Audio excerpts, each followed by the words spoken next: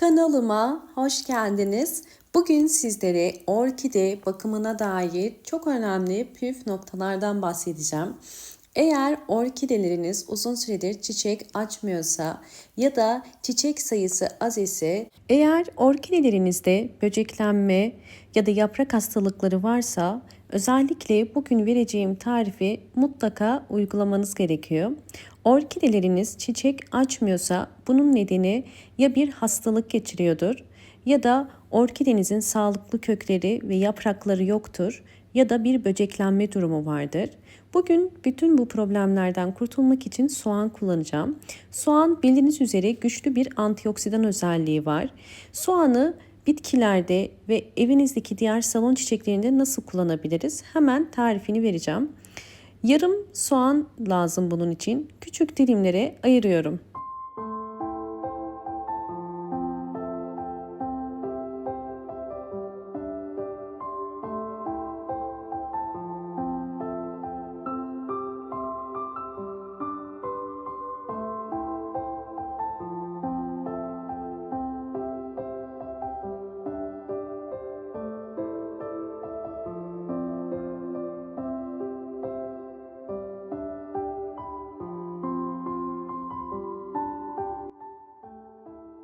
İnce dilimlere ayırdım soğanı boş bir tabağın içerisine koyuyorum.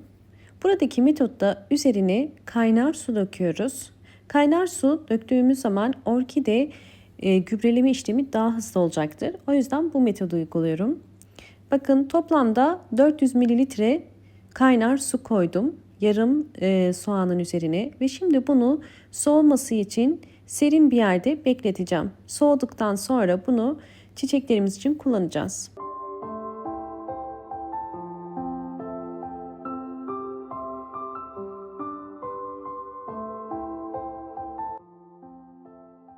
Yeterince soğuyan soğan suyunu şimdi süzüyorum. İçerisindeki soğan parçalarını ayırıyoruz. Elde ettiğim sıvı gübre ve soğan posası. Şimdi bu sıvı gübreyi tekrardan ölçü tabağımın içerisine koyuyorum. Şu anda toplamda gördüğünüz üzere 300 mililitrelik bir soğan kürüm var. Bunun üzerine su koyacağım. Su toplamda 700 mililitre olacak. 300 mililitre soğan kürünün üzerine 700 mililitre su koyuyorum. Toplamda 1 litrelik bir sıvı bitki besini elde ettik. Hazırlamış olduğum bu sıvı bitki besinini orkidelerde iki farklı şekilde kullanacağım. Bu yüzden püskürtme kabının içerisine de biraz soğan küründen koyuyorum. Ve bu işlemi de yaptıktan sonra hemen birinci metottan başlayalım.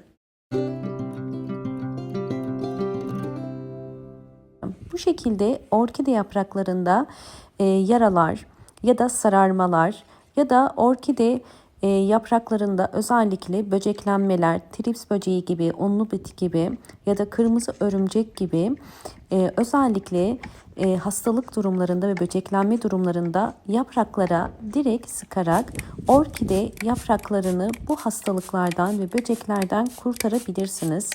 Bu karışımı ayda bir kere orkidelerinize verebilirsiniz. Fakat orkidenizde bu saydığım hastalık ya da böceklenme durumlarından biri varsa sadece haftada bir kere orkide yapraklarına sıkabilirsiniz. Sadece orkide yapraklarına değil, özellikle orkidenin güçlü ve sağlıklı kökler çıkarması için bakın köklerine de bu karışımı aynı şekilde sıkabilirsiniz. Kökler daha sağlıklı ve güçlü olacaktır. Bu karışımı sıktıktan sonra mutlaka bol hava alan bir yerde birkaç saat bekletmeniz gerekiyor. Silmiyoruz, kurutmaya bırakıyoruz. Sizlerle orkidelerimin gelişimini de paylaşacağım. Eğer videomu buraya kadar izlediyseniz ve beğendiyseniz hemen beğen tuşuna basıp kanalıma da abone değilseniz eğer bana destek olmak için abone olursanız çok mutlu olurum.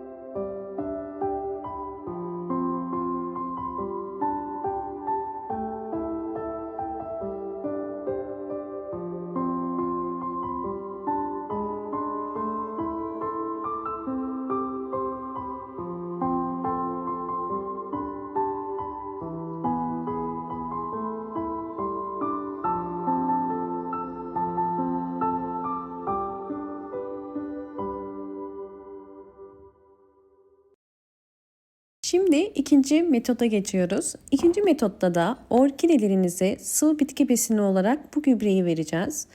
Bu metotta her bir saksı için 5 yemek kaşığı soğan kürü kullanıyoruz. Bu tarz sıvı bitki besinlerini kesinlikle çok fazla vermeyin. Çünkü bunlar su ihtiyacını değil, gübre yani vitamin ihtiyacını sağlıyor. Her bir saksıya bu şekilde 5 yemek kaşığı kadar veriyorum.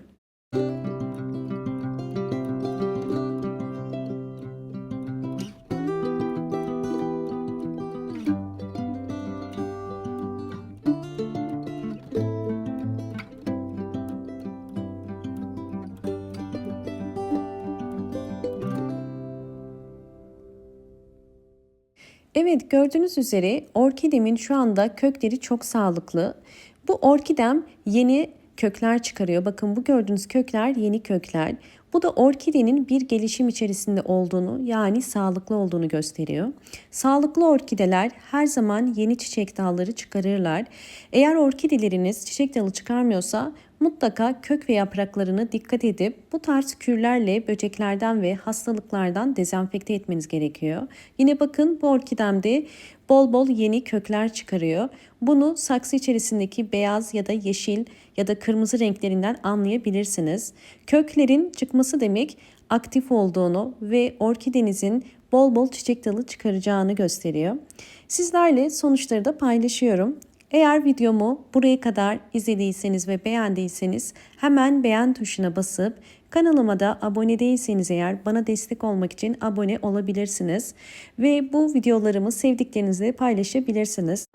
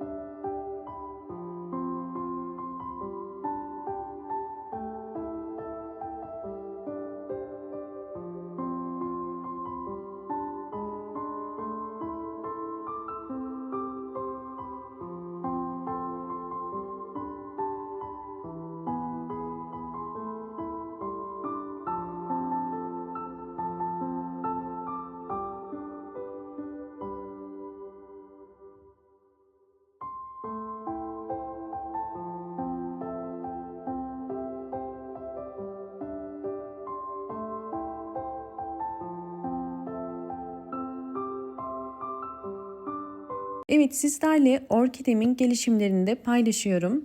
Özellikle orkidelerin en önemli son püf noktası da ışık ve güneş alması. Orkideler yeterli güneş ya da ışığı alırsa tomurcukları sararmaz ve dökülmez. Bol bol çiçeğe dönüşür ve çiçeksiz orkidelerinize çiçek açar.